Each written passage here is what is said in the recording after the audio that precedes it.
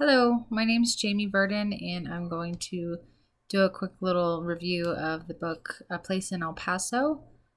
Um, so the historical context of the book, it's placed like 1940s, 1950s, and during that time, it was kind of a transition from Roosevelt to Truman. It was kind of the end of the World War II. There was a big Latino population boom in America. There's a lot of migration from Mexico into America. El Paso was kind of a hot spot for that. So there was a lot of rich culture that was kind of like blending in with the American culture. So it's a little bit about that and El Paso. Let's see. The next question. The main character is Gloria. She went by Yoya. That was her little nickname there. Her living conditions, she was poor. Her mother passed away when she was young. Her father was a lot older, so she had a kind of an older dad, and she also kind of just bounced around from home to home. So she wasn't really like just raised with just her dad after her mom passed away. Like I said, she was poor. She was malnourished. She didn't have a very stable living environment. She's Mexican American, so there's a lot of factors that kind of led to a little bit of an identity crisis for her, and it also can be seen as not trouble, trying factors in her life. So it gave her a lot of things that she needed to overcome. And like I said, it's important to identify these because it really she had a lot going on, and it's important to know that as an aspiring teacher that every child has their own lives and they have a lot of things on their little tiny plates, and it's not necessarily, oh, they're coming to school and they're learning. No, they've got a lot of stuff, a lot of baggage that they bring in with them, and it's important for us to be mindful and aware of these things so that we can best serve them and provide what they need outside of just education. Let's see how her living conditions affected her school performance. Like I said, she kind of had an unstable living condition, so that definitely that affected her school performance. But also her being Mexican American, there was a language barrier. One of her teachers was like adamant that she needed to speak English instead of Spanish, and instead of like honoring her first language, her home language, and her home culture and traditions, the teacher was kind of trying to like make her not do that.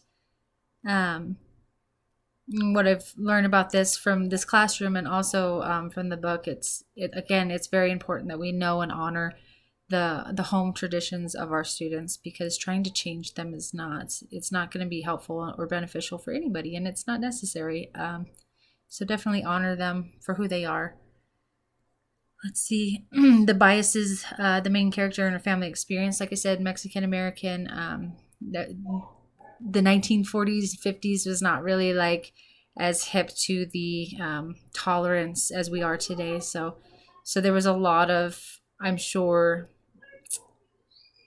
just issues they faced as a migrant family, and like I said, she was poor, so she had all of those obstacles to overcome, and people kind of snub their nose at them because of those things. She is poor. She is Mexican American.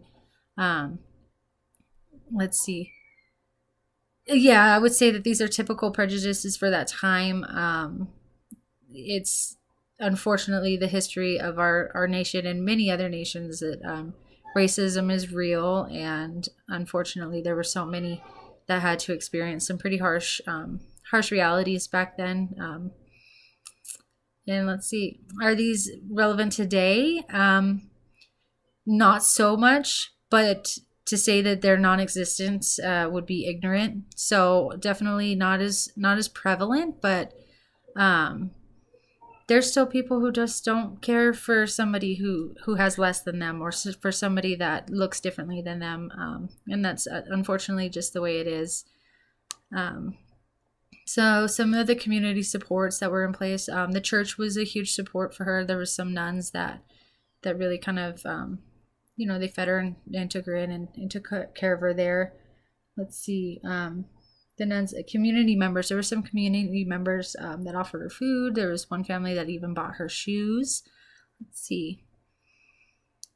Why was this book important to read in this class? I think that this really just gave us a lot of perspective, especially for me. I have no way to relate to this little girl. I wasn't raised that way. I didn't struggle growing up. I'm white, so this really helped give some perspective there, and it also reminded me the importance of just the individual. Each child is going to have their own unique individual lives outside of school, and to just assume that all that kind of stays at the door when they walk in the classroom is silly. So it was definitely like a perspective taking book for me. Like I said, what this means for me as a teacher, I get to understand and honor the child for who they are and where they come from, and understand that sometimes there's these their diversities sometimes come with struggles, and to know that in order to have a beautiful, rich, diverse classroom and a tolerant, inclusive classroom, I need to be more aware of what that means for that child, for that individual. And so I think that this was a good book, and it definitely was relevant to the classroom, this class that we're taking, and for my future classroom practice. Thanks.